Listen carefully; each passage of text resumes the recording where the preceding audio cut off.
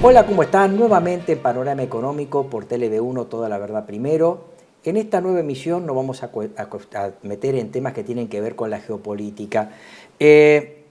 Panorama Económico, ustedes saben bien que vemos las cuestiones nacionales, internacionales y de geopolítica, y en este caso nos vamos a meter en un tema que tiene que ver con el endeudamiento, pero no los aspectos que tienen que ver con lo estrictamente técnico, plazos, tasa de interés, pago de intereses o servicios, amortizaciones, etcétera, sino el endeudamiento en lo que atañe a la relación del país con la pérdida de la soberanía nacional, en lo que específicamente respecta a las condiciones de los préstamos que impactan evidentemente en la pérdida de la soberanía y en la geopolítica, en este caso y específicamente en las cuestiones que tienen que ver con lo demográfico. Sabemos bien que estamos en un gran debate a nivel internacional entre la reinstauración del globalismo y el respeto de la soberanía de los países de acuerdo a sus costumbres, idiosincrasia, idioma, religión, etc. Esa es la gran batalla que se está dando en estos momentos en el mundo. Y en lo que se refiere al restablecimiento de la agenda globalista, la Agenda 2030, ahora devenida en la Agenda 2045, venimos con el tema del restablecimiento de la idea de Fukuyama, del fin de la historia, de la aldea global, de una cultura uniforme, de un lavado al laicismo ecuménico y de la cosificación del ser humano, su existencia y su proyecto.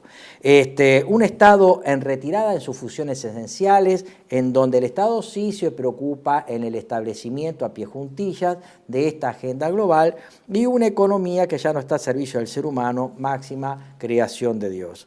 Desde la izquierda se nos propone un combate a los valores esenciales y primordiales como la religión o la familia, y de la derecha demoliberal un ataque a la comunidad nacional, la comunidad productiva, el ataque al sindicato, a la asociación, el fomento de la autoexplotación a través del pluriempleo o el malentendido emprendedurismo, la precarización laboral extrema y la naturalización de un modo de vida miserable.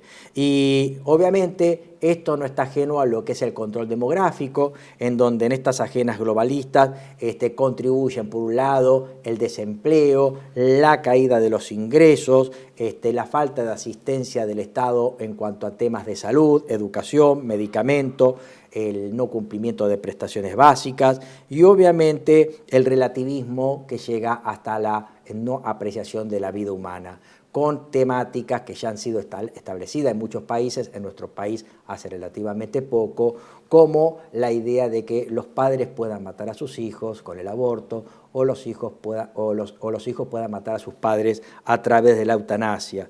El suicidio inducido, habíamos dicho en otra entrega de Panorama Económico que actualmente la principal causa de muerte traumática en nuestro país ha dejado de ser el homicidio, ha dejado de ser el accidente y ha pasado a ser el suicidio. Cada hora que pasa, una persona se intenta suicidar y dos intentan hacerlo sin resultado.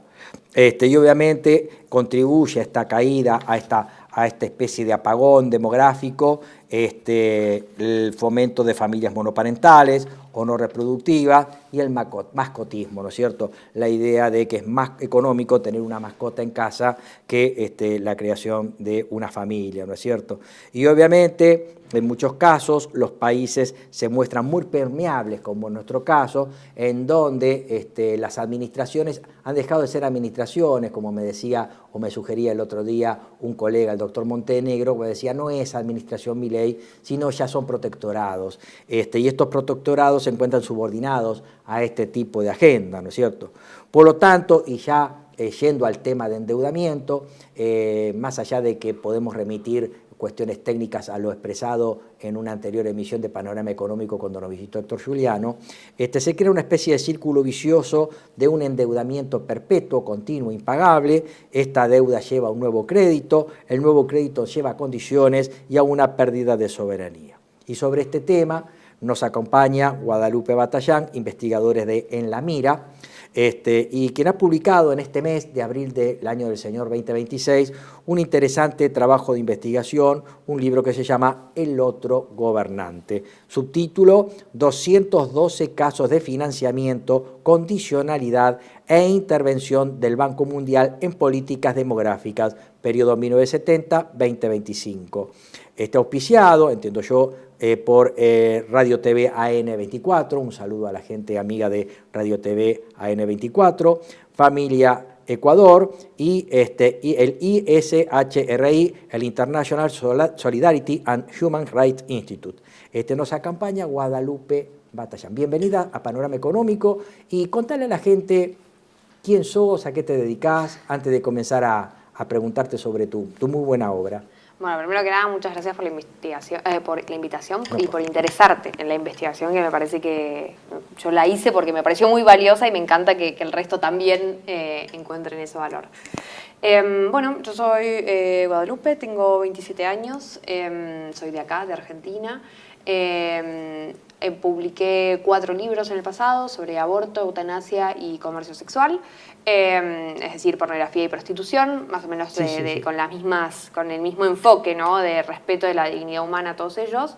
Empecé mi activismo en el 2018 con el tema del aborto acá y desde entonces la verdad que me he dedicado a profundizar en estos problemas que la verdad...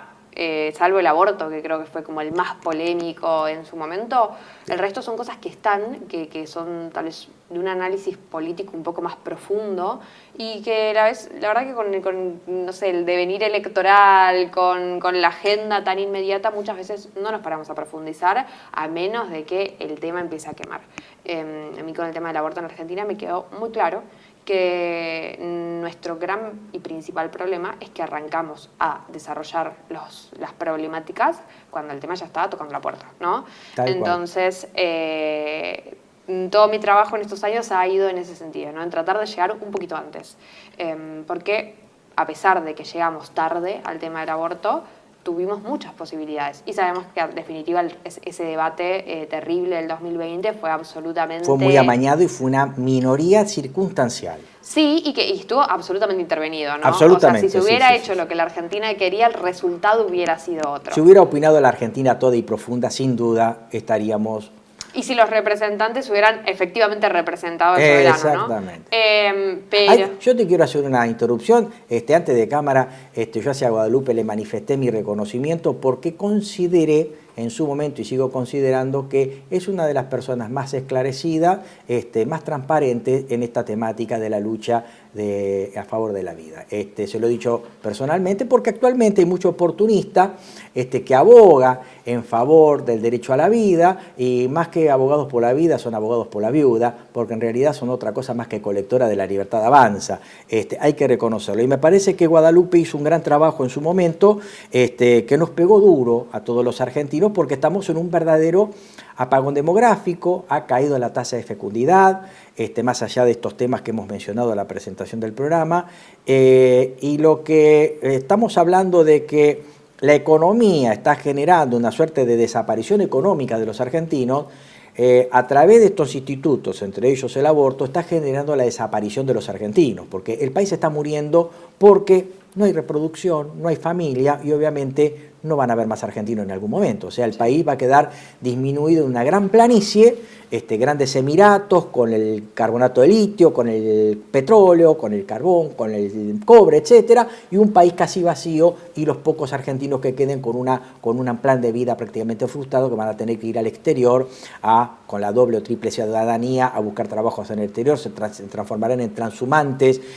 por el mundo, y una parte de los argentinos en esta pequeña economía que quede, y finalmente muchos jóvenes también lanzados al flagelo de la droga, la desnutrición y ser ciudadanos de segunda. Me parece que esta lucha continúa, en algún momento se va a tener que revertir esta situación y bueno, tenemos que estar firmes, prudentes e inteligentes para hacer frente a los tiempos que se vienen, ¿no es cierto? Sin duda, sin duda. Ahora sobre el tema de las condiciones en los contratos por endeudamiento respecto al Banco Mundial, periodo 1970-1925. ¿Cuáles son los hallazgos más importantes que has encontrado en tu trabajo de investigación? Bueno, hay distintas. Yo en realidad a mí me gusta, si bien la categoría, tenemos como subcategoría las condiciones, yo la clasificación, el criterio que tomé es la intervención. ¿Por qué? Porque ahí podemos separar en financiación de componentes, es decir, el banco te pone dinero para que vos implementes un programa. Y eso institucionaliza el programa en el país. Si el banco de pronto te pone que dentro de esos componentes a financiar está la creación de un plan de reducción del embarazo que tiene sus oficinas, que tiene sus empleados, a la larga es una forma de intervención. Ya está, lo hemos puesto en la estructura del Estado. Y la otra, que tal vez creo que es la peor, ¿no?, es el condicionamiento. Es, si vos no haces estos contratos, se hacen poniendo hitos de desembolso. En general ese es el mecanismo más común, no es el único que se detalla en el estudio, pero es el más común, ¿no? Se establecen una serie de hitos que van desbloqueando los desembolsos de, esto tienen más o menos una duración de 7 años, la mayoría de los préstamos, 7 y 10 años, y a lo largo de ese tiempo, a partir de esos hitos, va liberando el dinero el banco, o va reembolsando el dinero de los gastos y demás. ¿Qué pasa? Que si yo no cumplo los hitos, en definitiva, voy a estar con el dinero parado. Y también hay que hacer una aclaración muy importante, que es que no cualquiera le pide plata prestada al Banco Mundial. O sea, se llama Banco Mundial, pero Estados Unidos no tiene deuda con el Banco Mundial. Estados Unidos es acreedor del Banco Mundial. Y así las potencias. ¿Por qué? Porque las condiciones que pone el banco son muy duras. Es decir, ofrecen buenas tasas, buenos plazos de pago, buenas tasas de interés, pero el pagar con políticas implica que no es el pueblo el que decide, sino que es una agenda desde afuera, ¿no? Entonces, en esas condiciones, nosotros, por ejemplo, el contexto en el que suelen pedir la mayoría de los préstamos analizados es construcción de hospitales ante catástrofes, países que tienen 2 meses de reservas en importaciones, que acuden al banco y el banco declarándolo como que son la única persona que está dispuesta a prestarle dinero en el mundo. Digamos, es una situación de desesperación muy grande. Entonces, las condiciones, por más que el banco supuestamente en sus manuales operativos y en los contratos establece ciertos criterios para que el país pueda no cumplir, ¿no?, para mostrar que es voluntario, realmente no es voluntario, porque si vos estás tan coercionado, ¿no? Claro. No tenés poder de decisión, es pagamos o se va el gobierno no sé, entra en una crisis importante el país, ¿no? No solamente económica, sanitaria, sino de gobernabilidad.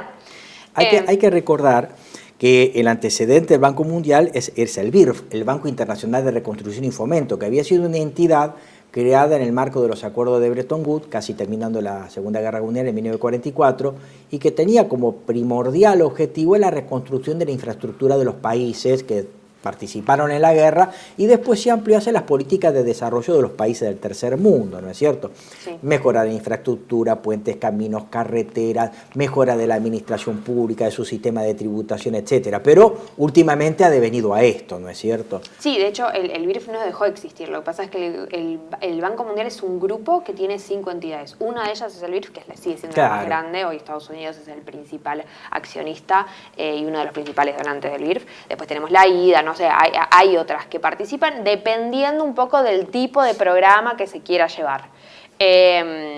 Pero sí, de hecho, y también tenemos, así como tenemos al banco, su primo hermano, el Fondo Monetario Internacional, que nace a partir de exactamente los mismos acuerdos. Exactamente. Y un tema muy importante que no podemos soslayar es que el acuerdo con el Banco Mundial es uno de los acuerdos que están tipificados en el inciso 24 del artículo 75 de la Constitución Nacional. O sea, obliga al país, ¿no es cierto? Se transforma en derecho interno prácticamente.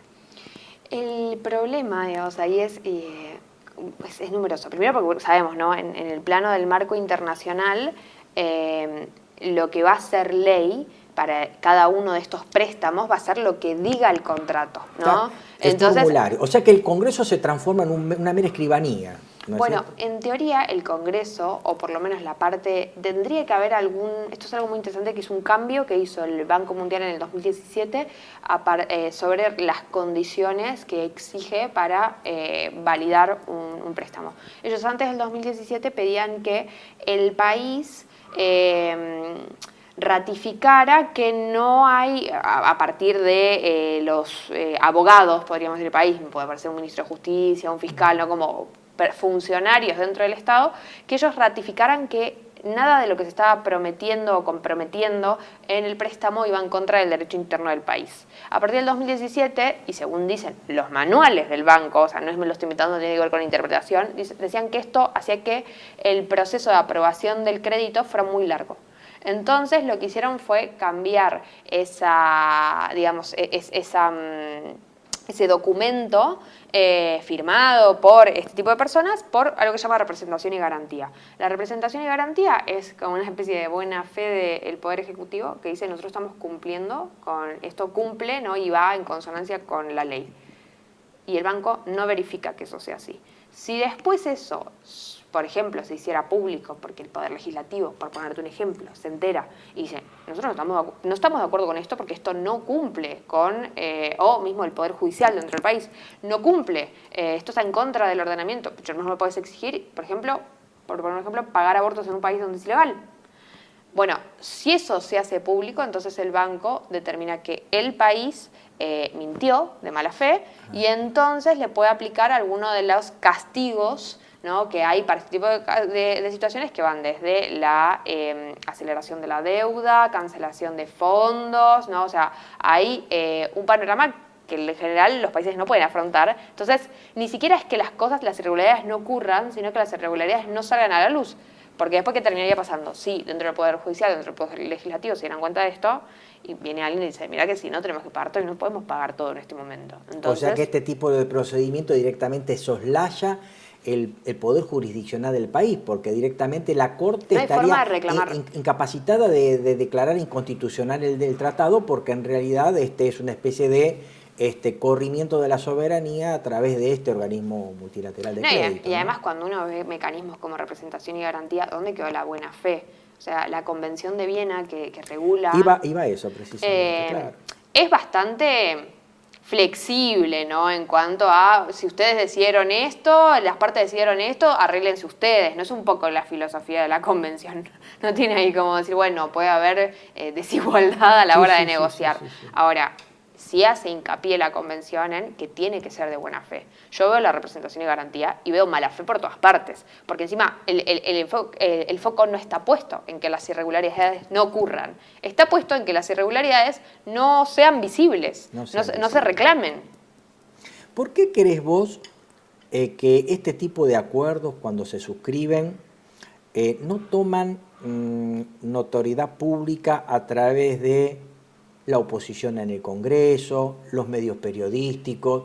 ¿Por qué siempre se ha hablado de condiciones y estas condiciones nunca se saben o salen a la luz? Porque no son públicas.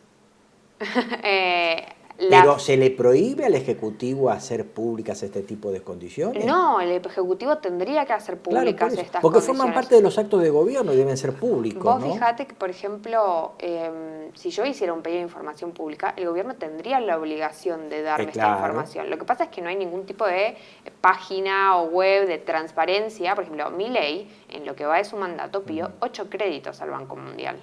Nosotros no podemos acceder a ninguna de esas condiciones, porque en la web del Banco Mundial, que es de donde yo saqué la información para hacer mi investigación, esos créditos figuran, pero no tienen ningún archivo cargado. Entonces, el banco no los ha desclasificado. Los préstamos que tiene desclasificados son la minoría, que son de donde yo puedo, por ejemplo, trabajar un poquito, ¿no? Tiene 27.000 operaciones subidas. Yo revisé 2.000. De esas 2.000, un porcentaje de la minoría tenía condiciones, creo que era, si mal no recuerdo, es un 14%, y la mayoría no tienen documentos suficientes, o los documentos que tienen no son suficientes como para saber qué tipo de condiciones hay. Podés tener, no sé, evaluaciones, pero no sabes cuál fue la condición de desembolso, por ejemplo, del crédito. Incluso pueden tener muchos documentos subidos que aparentemente son los que estás buscando, no sé, el acuerdo del préstamo, las evaluaciones preliminares o lo que fuera, y cuando abriste marcan error 505, error 504, ¿no? Este documento no está subido, abrís el documento y te dice este documento no está disponible, ¿no? O sea, En definitiva, no hay mucho acceso a la información, ni del banco ni de los gobiernos. Más allá de que cuando vos querés activar el mecanismo de información pública, este gobierno trata lo recortó un montón. No, directamente ni siquiera responde. Ha ocurrido con el tema del destino del oro del Banco Central a no se sabe dónde, que dispuso el ministro Caputo, no se sabe nada. Modificó la ley, lo redujo y en la práctica además no lo responde. Exactamente, así es. Volviendo al tema del alcance de la investigación. ¿Con qué otros aspectos llamativos te encontraste en estos acuerdos que violan la soberanía de los países y establecen condicionamientos en materia de política demográfica? Bueno, la verdad es que es un montón de cosas. Me pasa que cuando me preguntan voy cambiando de los casos de los que hablo porque son 212 casos. O sea, yo empecé a investigar el tema porque pensé que era interesante. He visto que toca distintos países, desde africanos. Lo que me encontré se sale de lo que yo me podría haber imaginado. O sea, a mí me alcanzaba encontrar que en algún punto habían financiado aborto. Pero en los documentos que tiene subido el banco en la web, tienen un nivel de detalle en cómo manejaron la gestión de esos préstamos que es realmente increíble. Por ponerte un ejemplo, hay un crédito que está subido que es el de 2024 de Sierra Leona. Si están estudiados los préstamos o no es absolutamente aleatorio. O sea, no sé a qué criterio responden el banco. Ellos tienen una leyenda que dicen que los préstamos que están públicos es porque han sido desclasificados. No sé cuál fue el criterio para desclasificar algo o no. Pero bueno, dentro de esos créditos tenemos uno del 2024 de Sierra Leona. Donde se le puso son 80 millones de dólares. Sierra Leona se encontraba en una situación realmente muy crítica. El préstamo se dio, por ejemplo, en el contexto de reconstrucción macroeconómica resiliente ante catástrofes. Esto es importantísimo, ¿por qué? Porque uno de los hitos que condiciona los desembolsos de Sierra Leona a diciembre del 2027 es la aprobación de la Safe Motherhood and Reproductive Health Act, que según los propios documentos del banco dice que es para prevenir embarazos no deseados y regular abortos inseguros. Y la fecha, el deadline es que esto tiene que estar legalizado y operativizado, o sea, reglamentado para diciembre del 2027 y a estar aplicándose en el 30% de las unidades de salud. Cuando vos vas a buscar qué es esa ley, te encontrás que mientras estaba negociando este crédito con el Poder Ejecutivo envió al Congreso, al Parlamento, la Safe Motherhood and Reproductive Healthcare Bill, que es la ley que despenaliza el aborto hasta la semana 14 para prevenir embarazos no deseados y regular abortos inseguros. Ese es el cumplimiento del gobierno de Sierra Leona al condicionamiento del Banco Mundial. Si al día de hoy Sierra Leona no aprobó el aborto es porque la sociedad está muy en contra. Nosotros sabemos cómo son los africanos, en ese sentido son mucho más reticentes a este tipo de políticas que los latinoamericanos. Entonces ahí se está dando la pelea, pero le pusieron un plazo de 3 años. O sea, eso es increíble.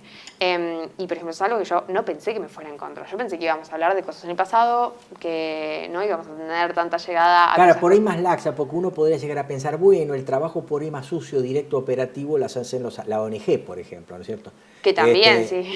Claro, o las fundaciones, entonces uno decía, bueno, el trabajo más duro y directo, financiados por otras internacionales, lo iban a hacer ese tipo de ONG, pero no directamente el Organismo Internacional de Crédito. Y además que lo pongan tan explícito, o sea, ellos te ponen así, vos buscás en Google y encontrás exactamente, o sea, cambian dos palabras en la ley, el objetivo es el mismo, está en el mismo momento en el que se está negociando el préstamo, o sea, es demasiado explícito. Yo pensé que me iban a correr con derechos sexuales y reproductivos, ¿no? Pero no, ellos hablan explícitamente de aborto. De hecho, el 10%... O muchas veces el lenguaje diplomático es muy lavadito, mucho adjetivo, pero en este caso aparentemente no. El 10% de los préstamos de la muestra que yo analicé, en realidad son 20 de 212, casi el 10, hablan explícitamente de aborto, de condicionamiento y de financiamiento de aborto.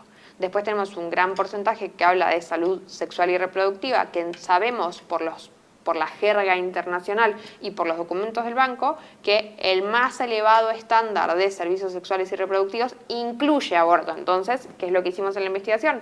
Bueno, salvo que el banco en los documentos del préstamo diga que los servicios financiados de salud sexual y reproductiva excluyen el aborto, podemos presuponer que probablemente lo incluyan de alguna manera. Puede ser la práctica, la educación sobre derechos en torno a, ¿no? Y después tenemos otra categoría que es otras políticas de control demográfico, donde entran todo lo que fue planificación familiar, espaciamiento de los hijos. Y uno podría decir, bueno, pero la planificación familiar, ¿qué tiene de malo? Y bueno, en teoría, la definición, no sé, la discusión de los países en las conferencias de población, por ponerte un ejemplo, el 94 del Cairo, era justamente que esto no incluía, ¿no? Y en la década de los 70 también, que no incluía el aborto. Estamos hablando de una decisión de poder tener, de espaciar los hijos, de tenerlos, ¿no?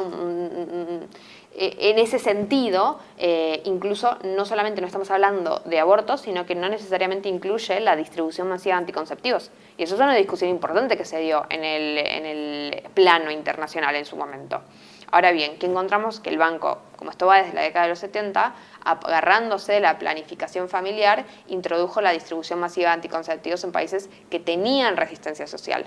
Obligó a cambiar leyes, porque en general en la década de los 70 la distribución de anticonceptivos estaba bastante más regulada que es lo que es hoy. Ellos lo que hicieron fue ampliar que personal no sanitario pudiera dispensar anticonceptivos sin ningún tipo de supervisión o ampliar la cantidad de, ¿cómo se llama?, de entregas antes de llegar a tener esa autorización, el tema de la publicidad de los anticonceptivos y demás. Y vos ves en los mismos reportes, porque bueno, tal vez hoy en el 2025 vos lo mirás y decís, che, bueno, pero esto no es noticia, ¿no? Pero en la década de los 70, de los 80, en países de mayoría islámica, en países africanos, en países donde la Iglesia Católica en los 70 y los 80 tenía otro poder, bueno, evidentemente sí era bastante escandaloso, ¿no? Entonces el banco empezó ensayando eso, ¿no? Y hasta hoy, por ejemplo, estar pidiendo legalizaciones del aborto, como es en el caso de África. Y esto es la suerte de que justo por esas cuestiones del azar, el caso de África haya caído en los 2000, que de manera azarosa, aleatoria, yo decidí analizar y lo pude encontrar. ¿Qué pasa en esos 25.000 préstamos que no alcanzamos ni a ver? Claro, claro. O sea, ¿qué otra información hay?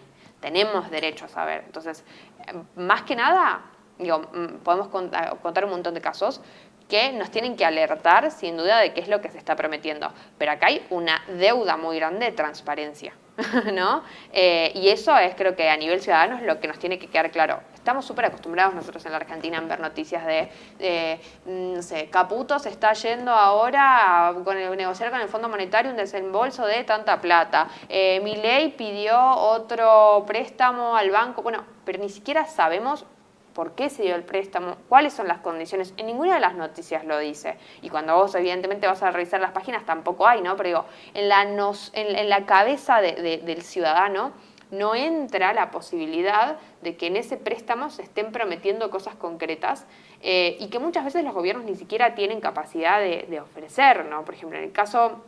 Te pongo un ejemplo para mí es muy concreto. Bueno, Sierra Leona sin duda, ¿no? O sea, ellos no estaban queriendo la legalización, claro. No están queriendo la legalización del aborto.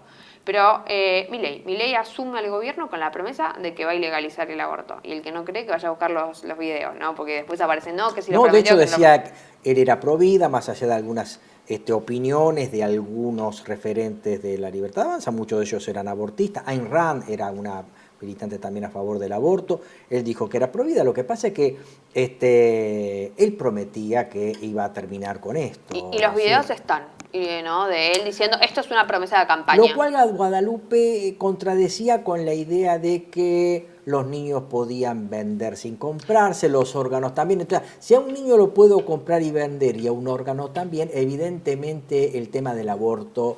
era algo, sí, circunstancial. Que molestaba, ¿no es cierto?, a la defensa de la vida, ¿no es cierto?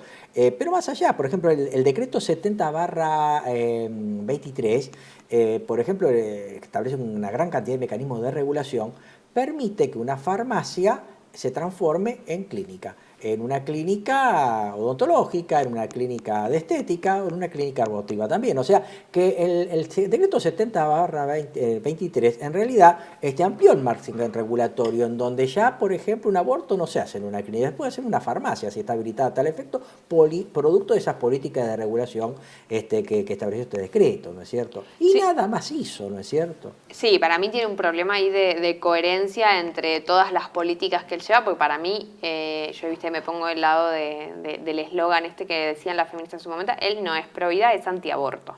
Y lo de antiaborto ahora lo vamos a poner con pinzas. ¿Por qué? Porque esta es la promesa que él hizo, una de las promesas que hizo para llegar al gobierno.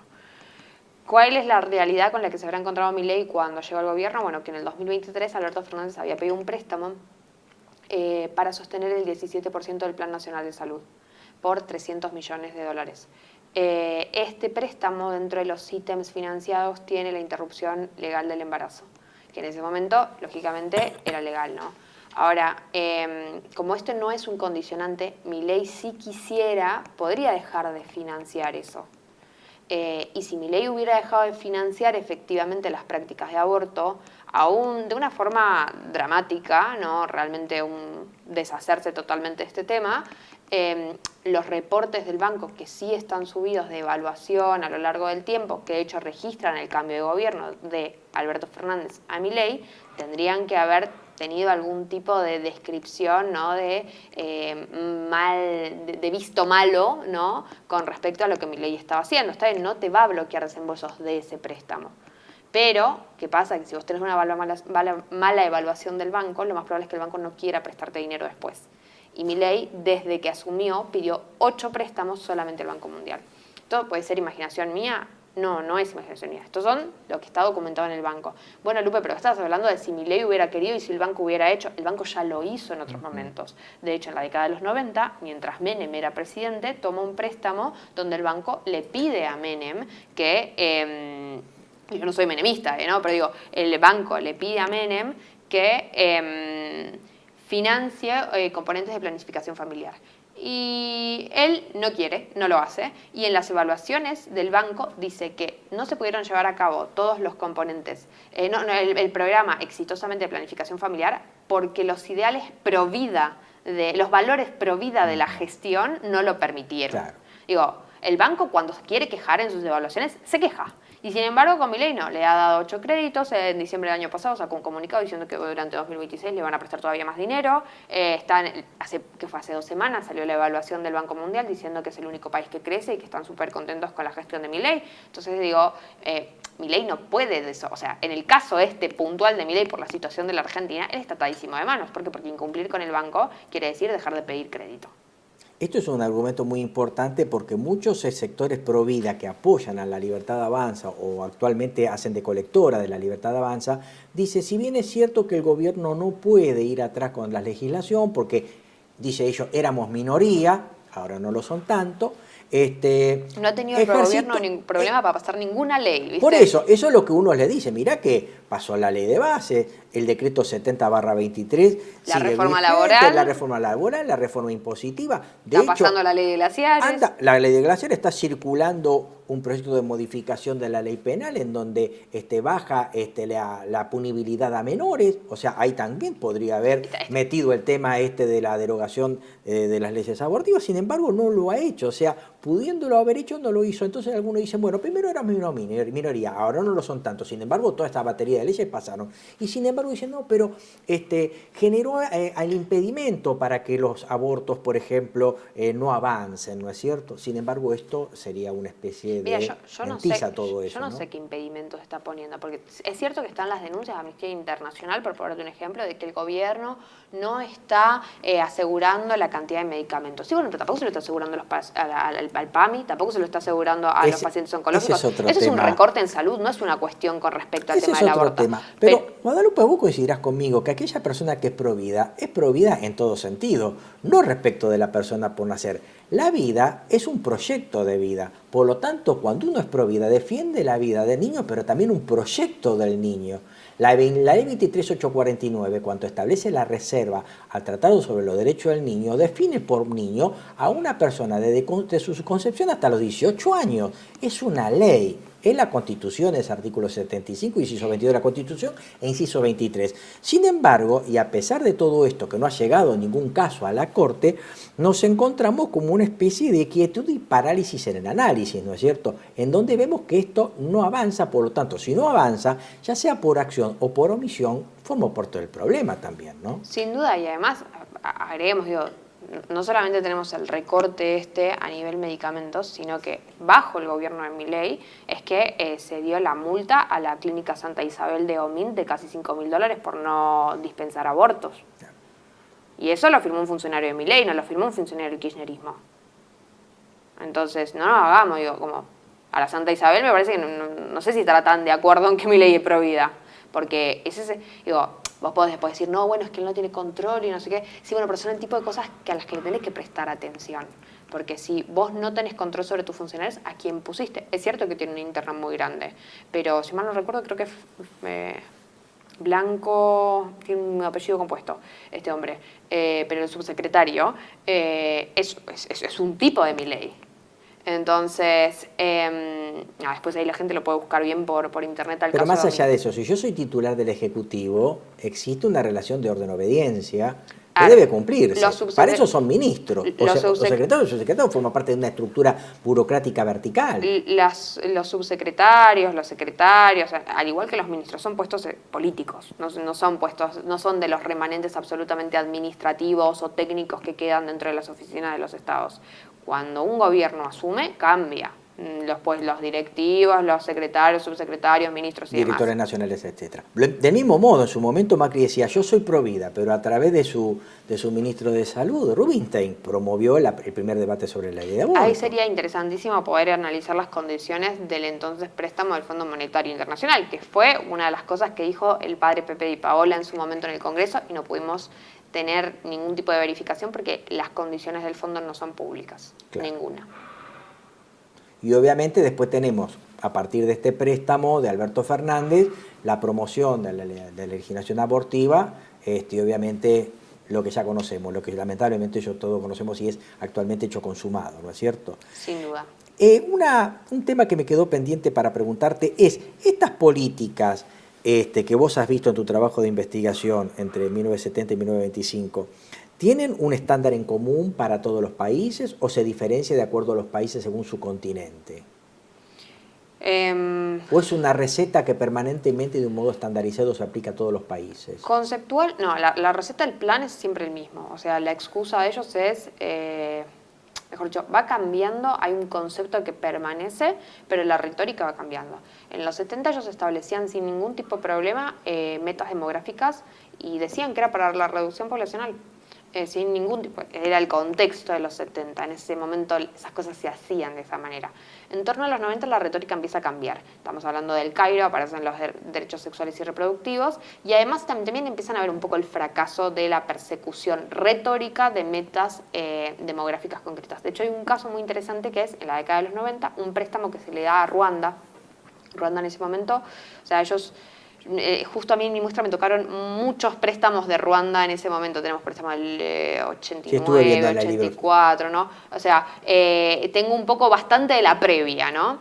Y hay un préstamo en particular que dice que se habían establecido un programa de planificación familiar, pero que producto del genocidio surgió en la sociedad un sentimiento cultural de reemplazar a los perdidos, claro, que impidió que el programa de planificación familiar se pudiera llevar con éxito. Entonces, como aprendizaje, en el informe de evaluación final lo dice, ¿no? Como aprendizaje para la próxima, el banco saca que ya no tiene que perseguir metas demográficas agresivas, sino que le convendría más hablar de poner el foco en la supervivencia del niño y de la madre, salud materna y demás, que es después lo que, de la mano de lo que viene la retórica de derechos sexuales y reproductivos. Claro. Entonces, en general, ese es el gran cambio. Hoy seguimos en esa. De hecho, hoy la mayoría de las veces que el aborto se presenta en ese marco, ¿no? De supuestamente una prestación para la mujer en pos del bien de la mujer y del niño. Sin embargo, cuando vos seguís analizando los préstamos, siguen recalcando que la tasa de fecundidad es alta. Entonces, evidentemente hay un programa de reducción demográfico y esto es imposible no analizarlo. De hecho, es marco teórico para el informe, el Memorándum 200 de los Estados Unidos de Seguridad Nacional. Está vinculado con ese informe de Kissinger, que fue desclasificado en la década del 70, 74, que era... Ajá. Sí, a ver, por varias razones. Por un lado, porque nos plantea, con la coincidencia que nosotros tenemos de préstamos, ¿no?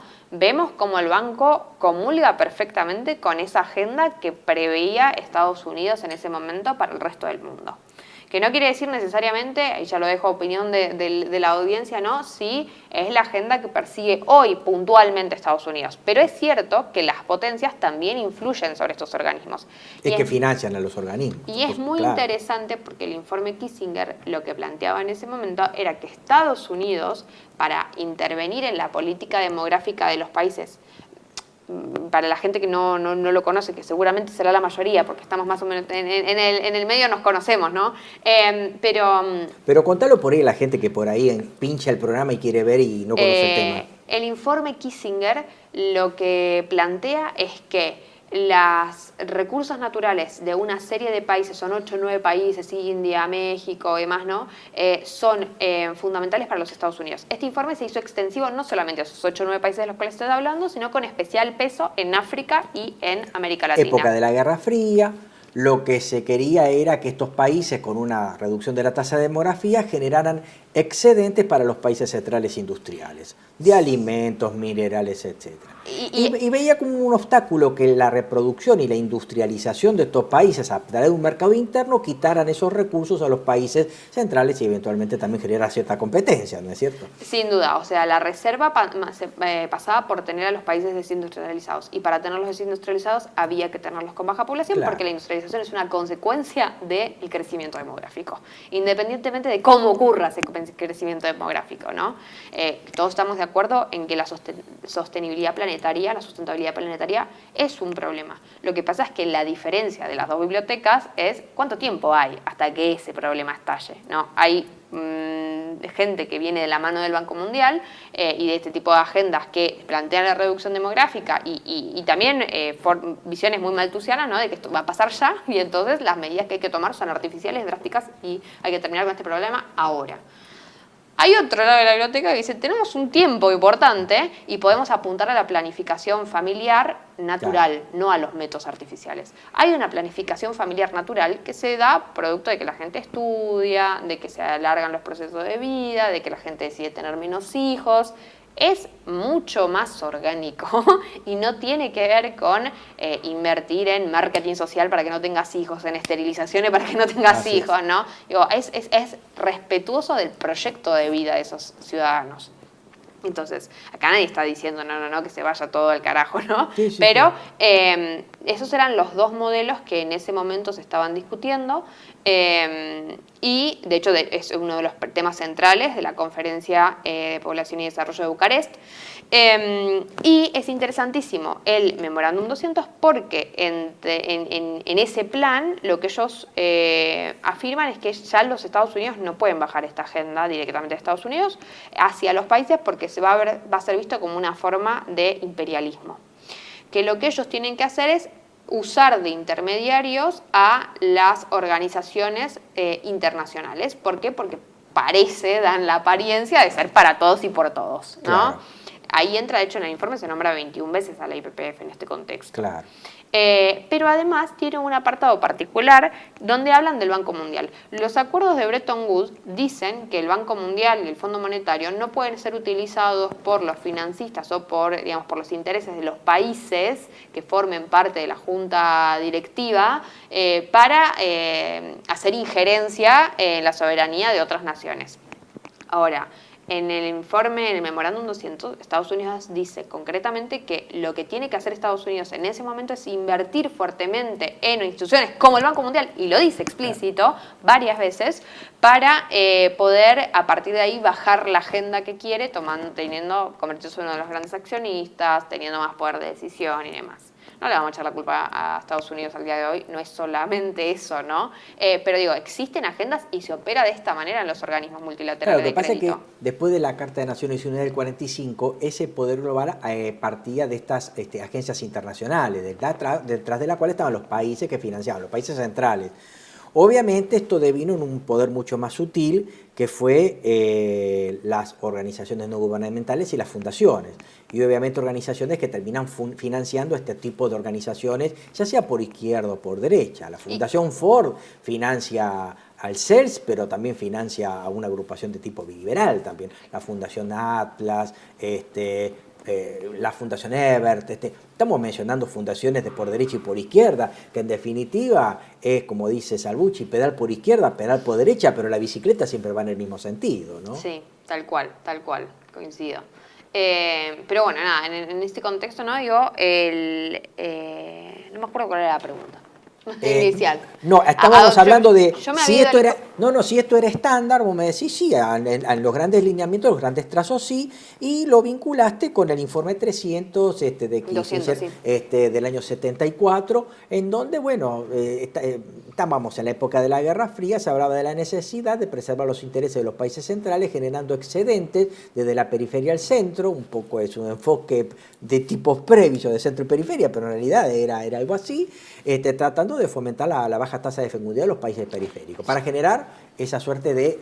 Y aparte también un tema que es interesante, Guadalupe, cuando un país emprende un objetivo de industrialización o de generación de valor agregado industrial, genera una fuerte integración a nivel local, por lo tanto necesita de una población creciente para que aporte trabajadores, pero también constituya mercado, ¿no es cierto? Y aparte el otro tema, que cuando un país se industrializa, también se integra todo la agencia educativa, la escuela de educación técnica, la primaria, la secundaria, la universidad, y también genera lo que se llama el ascenso económico social vertical de la población, y lo cual genera también problemas intestinos dentro de un país que puedan llegar a socavar los intereses de los países centrales.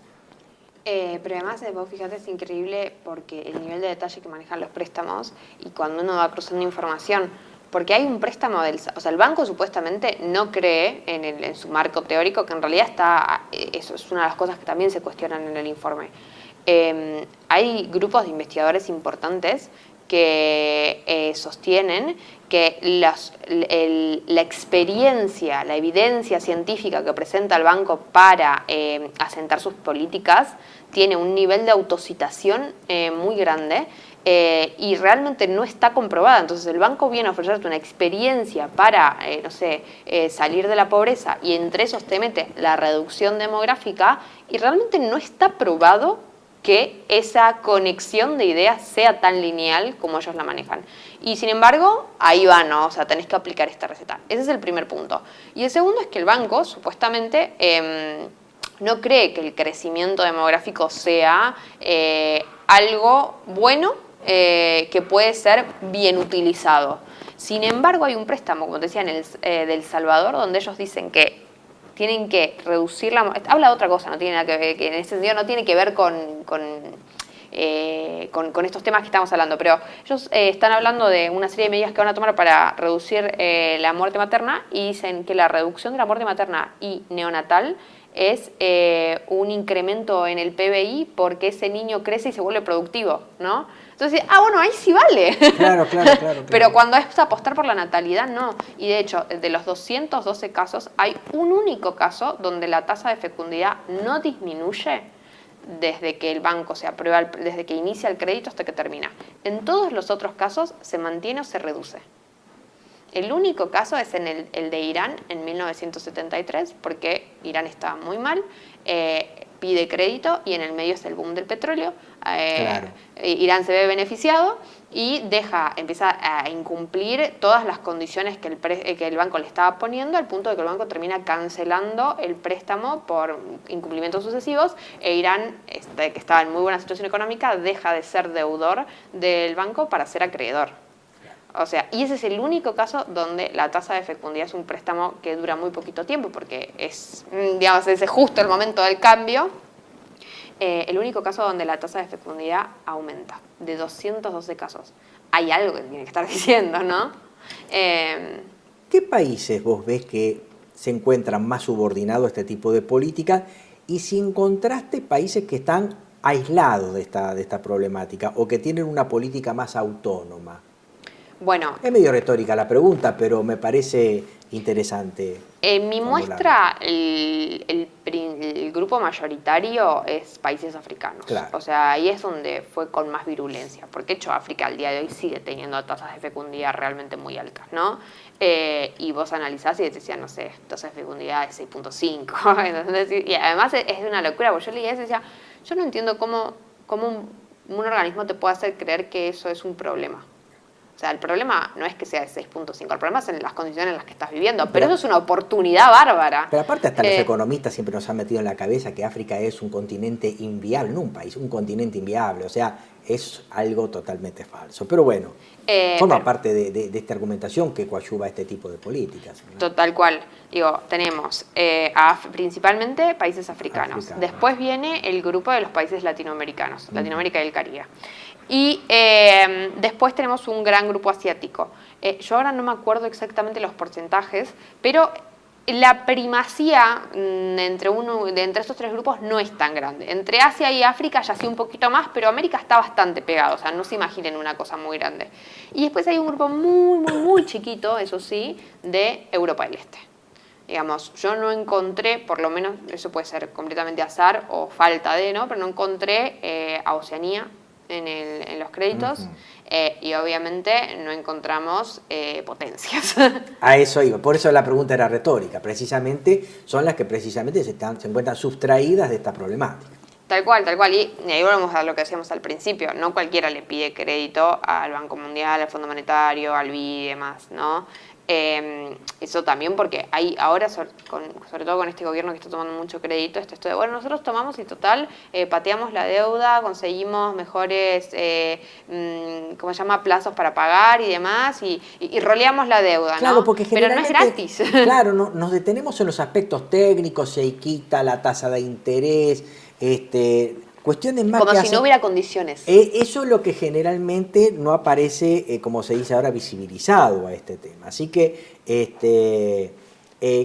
y el papel, por ejemplo, de países grandes, potencias, como por ejemplo India, China, Rusia. Bueno, de India y de China sí tuvimos bastante de la muestra. China, por ejemplo, coincidió los préstamos que se le dieron con la política del hijo único. Sí, obviamente después la revisaron, pero generó un problema demográfico muy serio en China. Y lo que es India, si mal no recuerdo, es en la década de los 80 y de los 90, India, Bangladesh, Pakistán, Nepal, tuvieron bastante toma de préstamos. En el caso de India y de Bangladesh, principalmente, también muchas prácticas coercitivas de salud reproductiva. Está bien, es algo que sabíamos. El banco, cuando les da el dinero a estos países para este tipo de políticas, la postura, de hecho, India es particularmente problemática porque tiene muchos préstamos con prácticas coercitivas de salud reproductiva. Bueno, de hecho, actualmente es el país con más población en el mundo, superó a China. Sí, pero además digo, como hay que asentarnos, ¿no? Digo, nosotros conocemos los relatos de esterilizaciones forzadas en India y demás a las poblaciones vulnerables de abortos por selección de sexo. El banco financiaba programas de salud donde financiaba insumos, entrenamiento, capacitación, ¿no? Como toda la estructura para que esto se pudiera dar, ponía una especie de avisos simbólicos de nosotros. Nos parece mal lo que está haciendo el gobierno, no vamos a poner plata para esto, pero sí vamos a financiar toda la estructura para que esto funcione. El gobierno se tiene que comprometer a cambiarlo, pero mientras tanto nosotros te damos la plata. Mientras tanto sabemos que hay abortos por selección de sexo, nos parece que está mal, pero mientras tanto te damos la plata para que financie los abortos, que van a ser por selección de sexo, ¿me entendés? Entonces, en ese sentido, sí hay bastante, y también así como con mucha fuerza. Aparte esto parece un problema insoluble porque es de práctica, es muy común que estas líneas de crédito que toman los países generalmente no van destinadas a los objetivos iniciales para los que fueron acordados. Generalmente estos dineros se desvían y van finalmente a financiar gastos corrientes y la deuda queda, una especie de que no hay auditoría. Entonces el país se torna en un círculo vicioso en donde toma estos créditos para después destinarlos a otros motivos, a a otro tipo de objetivos, y más tarde se genera una nueva necesidad de financiamiento y el país vuelve a entrar en este tipo de deuda, en donde sí están los aspectos técnicos que por ahí vemos los economistas, más plazo, más tasa de interés, más prima de riesgo, más garantía, etcétera, pero por otro lado está esto, que no se visibiliza, ¿no es cierto? Entonces parece esto un problema insoluble para los países, ¿no? Sí, de hecho, fíjate, por ejemplo, yo encontré muchos préstamos, 34 préstamos para ser específica, donde ahí tuve varias categorías: obligación, colaboración, obligación en el sentido de o contractual, ¿no? Colaboración a partir del programa, beneficios adquiridos o puestos de influencia, ¿no? Que te sientan de pronto en una mesa directiva, además, y capacitación de empleados estatales, que generalmente eran del Ministerio de Salud o del Ministerio de Educación. O de informatización, bueno, de la administración pública. En su momento el tema del año 2000, que era un tema de las computadoras que no iban a andar porque no iban a reconocer el año 2000, y también se hubo mucho crédito en ese sentido. Decía, en este caso hubo 34 donde el banco incluyó o apoyó con el dinero del préstamo a filiales locales de la IPPF. Ajá. Es decir, y tenés cosas como...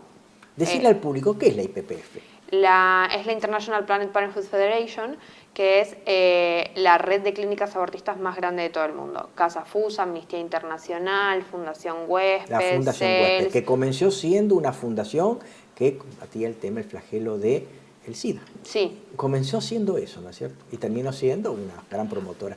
La Fundación CEDES la mencionaste, ¿no? Sí, y también tenemos a CELS, tenemos FAME, o sea, hay varias dentro del paraguas. Son todas financiadas, por ejemplo, por la IPPF. Por eso también se explica la gran militancia que han tenido por el aborto en el 18, en el 20. El representante tal cual de la IPPF, el representante argentino, es Casa FUSA, como es en Colombia Pro Familia, como es en Estados Unidos la PPFA, la Planned Parenthood Federation of America, creo que es.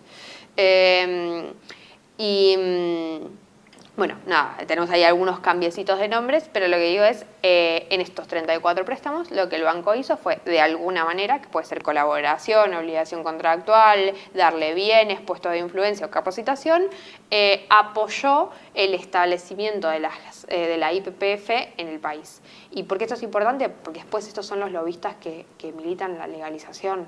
O sea, tal vez en la década de los 70, de los 80, el banco no podía sentar un debate en un país africano por la legalización del aborto. ¿Pero qué hizo?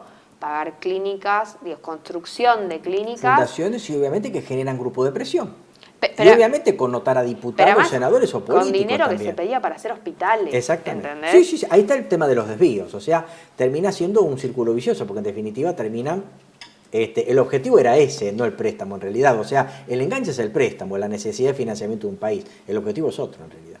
Y además vos tenés cosas muy claras. Por ejemplo, hay un caso de Lesoto donde dice que el 40% de las clínicas, de las instituciones sanitarias están en manos de la Iglesia Católica, de las misiones de la Iglesia Católica. Entonces, y que la Iglesia Católica no promueve planificación familiar artificial, solamente métodos naturales. Entonces, lo que hizo el préstamo fue financiar una red alternativa de suministro de anticonceptivos a partir de ONGs para evadir el control o la influencia de la Iglesia Católica. Y dentro de esa red estaba la Planned Parenthood of Lesoto. Parece un debate que nunca va a acabar, parece que no hay una solución, porque en definitiva estos organismos van de buena mano estos créditos por el tema de las condiciones. Los países tienden a generar un estado de endeudamiento perpetuo y permanente. Del lado de adentro vos tenés grupos de presión ya están desarrollados, ONG, fundaciones, clínicas. ¿Cómo ves que termina esto, si termina? Bueno, yo en realidad soy bastante optimista. Digo, el Banco Mundial va a seguir existiendo, el Fondo Monetario va a seguir existiendo y es así. Pero el banco hoy está incumpliendo normativas importantes de sus donantes importantes, de la Unión Europea y de los Estados Unidos.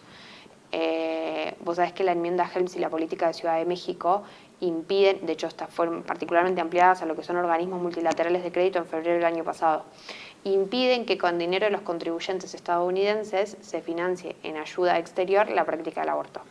Yo tengo por lo menos 20 casos donde el banco lo hizo, con documentos del banco. Entonces, eso se podría utilizar, por poner un ejemplo, para tratar de pedir la desfinanciación del banco, no total, pero parcial, por parte de los Estados Unidos del Banco Mundial. Estados Unidos, como te decía, es el principal accionista del BIRF y uno de los mayores donantes del grupo del Banco Mundial. Esas cosas sí duelen, ¿no? Digo, hay una denuncia que se hizo hace un par de años en el BID porque el plan ENIA incluía abortos y eso terminó en que en Estados Unidos despidieran a uno de los responsables del BID de eso. ¿Qué se hace con 212 casos? Si eso se hizo con un préstamo en el plan ENIA, ¿no? Con respecto a la Unión Europea, no tiene condicionantes de aborto. De hecho, la Unión Europea al día de hoy, con la gestión que está teniendo, son las mayores promotoras del tema del aborto. Pero sí tienen restricciones a partir del título 21 del presupuesto del 2011 de la Unión de financiar prácticas de salud sexual reproductiva coercitiva, prácticas de salud reproductiva coercitivas. Se entiende por este tipo de prácticas todas aquellas por presión psicológica, por incentivos económicos, y yo tengo un montón de casos documentados donde el banco lo hizo en el pasado. Entonces eso tiene que llevar a una revisión de si el banco hoy lo está haciendo. Y por otro lado, todos aquellos casos donde el banco ha condicionado dinero a programas de salud reproductiva pueden leerse perfectamente como prácticas de salud reproductiva coercitivas.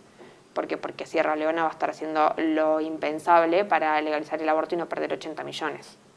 Entonces digo, hay maneras de hoy asestar golpes importantes y poder reducir el poder de ese tipo de organismos. ¿Por qué? Porque si se reduce la financiación, los gobiernos, los estados, mejor dicho, no, en algunos casos puntuales, pero en general cuando aportan al presupuesto del Banco Mundial no es que saben exactamente a dónde se va el dinero. Entonces yo no puedo asegurar si el dólar de Estados Unidos fue a parar justo a ese préstamo, pero eso ya es igual suficiente, digamos, como no puedo hacer esa separación, es que este caso vale para replantear o para dar esas discusiones. O sea, el tema del corte del financiamiento. Eso sería una cosa muy buena, digo, y tenemos la evidencia para hacerla. Y ojalá hubiera como más tiempo y más talento e incluso también más financiación para poder fiscalizar los otros 25.000 préstamos que faltan, porque eso nos daría una base excelente para avanzar en este tipo de cosas. Lamentablemente, bueno, escasea, ¿no?, además este tipo de investigación, pero eso es por un lado lo que atañe a los donantes del Banco Mundial. Para el resto, que no estamos en Estados Unidos, ni somos la Unión Europea, ni estamos en ese grupo selecto de grandes donantes, y bueno, hay que empezar a fiscalizar la deuda, la actual y la pasada. Muy interesante. Ya lo dice el Juliano, pero en este aspecto, eso desde el punto de vista de lo técnico, de la potestad del poder para endeudarse, pero en este caso, lo que vos decís también, en lo que se refiere a las condiciones, ¿no? Sin duda. Y aparte que nuestro país tiene un plexo normativo que es provida, comenzando por pero además, el preámbulo de la Constitución, invocando la protección de Dios, fuente de toda razón y justicia. En el artículo 19 también está Dios, o sea, no es una constitución positivista. Y el tema que está, el artículo 75, inciso 22, Tratado de Derechos Humanos, entre ellos está la Convención sobre los Derechos del Niño, la reserva de la 23849 que considera niño una persona de su concepción hasta los 18 años, el Código Civil, o sea, el plexo normativo está. Lo que no tenemos es alguien que diga que este tipo de normativa debe ser fulminada con una declaración de inconstitucionalidad, ¿no es cierto? Y también una corte que también hace la vista gorda. Acá tienen que empezar a jugar los con el fallo poderes. Famoso Fusa era, hay un fallo que... FAL. El caso Fusa, me confundí. El fallo FAL, ningún caso ha llegado hasta la Corte todavía sobre el tema de práctica. Hubo una sola declaración de inconstitucionalidad, que fue la del juez López, del juez federal de Mar del Plata, pero nada más, desde ese momento no hemos tenido nada más que un plexo normativo que hasta el momento no ha sido aplicado, ¿no? Sí, acá tienen que empezar a jugar sin duda los legislativos y los judiciales de los países. Eso es, pero para ayer. Pero incluso te digo, como yo en esta muestra solamente me fijé en lo que es política demográfica. Yo vi otros préstamos de otras cosas, o sea, leí todas las condiciones. O sea que hay un cambio, hay un campo fértil para los investigadores de ver otras cuestiones que tienen que ver con condiciones. Por ejemplo, materia agropecuaria. Lo que quieras, porque... Lo que quieras, porque realmente hay de todo, pero el nivel de intromisión, de injerencia que hay con los créditos es enorme. En materia económica, educativa, sanitaria, poblacional en este caso, ¿no? O sea, hay mucho que revisar, porque en definitiva, y por eso se llama, como se llama el informe, el otro gobernante, nosotros creemos que estamos votando gente que responde a la agenda que nos prometieron. Pero no, o sea, hoy en día los que gobiernan son el Banco Mundial y cambia la figurita, nosotros creemos que lo cambiamos y eso ¿por qué ocurre? Porque no tenemos ni idea. Digo, si hoy Milei no está ilegalizando el aborto, dicen, no, qué mal Milei. No, o sea, revisemos por qué Milei no lo está haciendo y que las críticas, y hablemos de política de verdad, ¿no? Que vayan hacia ahí, ¿no? Como si es su voluntad, no es su voluntad. Yo veía el año pasado, decía, bueno, Milei no está planteando el tema del aborto porque ahora no le dan los números en 8 años. Es una década.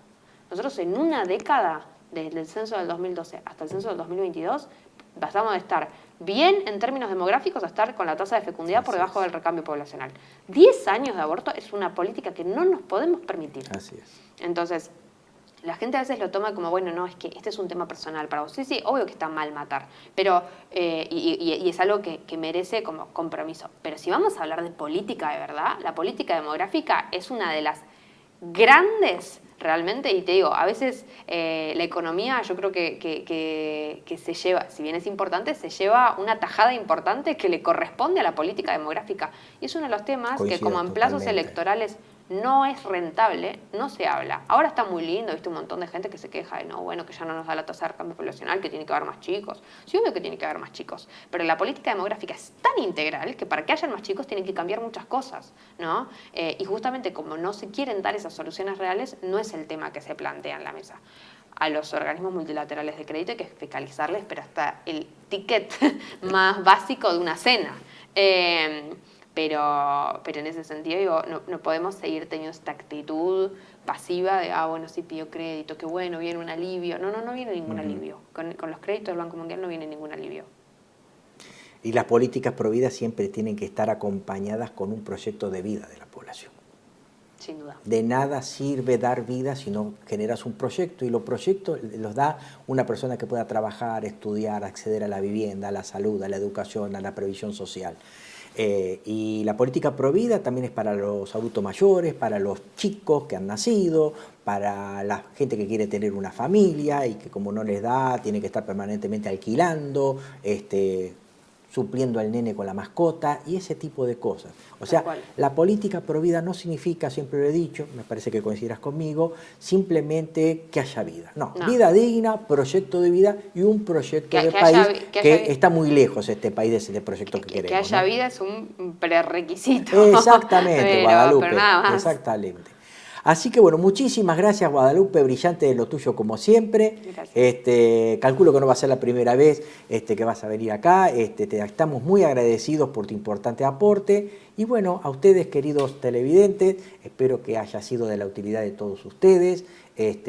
Nos vemos en la próxima emisión de Panorama Económico por TLV1, Toda la Verdad Primero. Muchas gracias, Guadalupe. A vos. Muchas gracias.